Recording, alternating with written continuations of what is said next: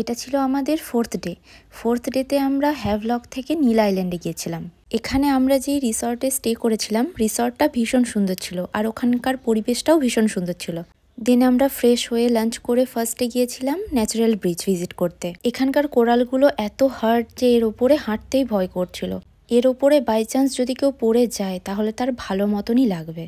তাই আমরা ভয়ে ভয়ে আস্তে আস্তে হেঁটে হেঁটে ন্যাচারাল ব্রিজের কাছে এলাম। এই জায়গাটাও ভীষণ সুন্দর। বাট আমি একটা কথা বলতে পারি, কেউ রেনি সিজনে যেও না। আমরা যেহেতু রেনি সিজনে গিয়েছিলাম, আমাদেরকে একটু প্রবলেম ফেস করতে হয়েছে। যখন তখন বৃষ্টি স্টার্ট হয়ে যাচ্ছিল, তাই আমাদের সবসময় ছাতা হাতে করে নিয়ে ঘুরতে হচ্ছিল। আমাদের যেই ড্রাইভার দাদাটা ছিলেন, উনি বলছিলেন যে সামারে ভীষণ ভীষণ গরম হয়, সেই সময় যেই ট্যুরিস্টরা ঘুরতে আসে তারা ভীষণ কষ্ট পায়।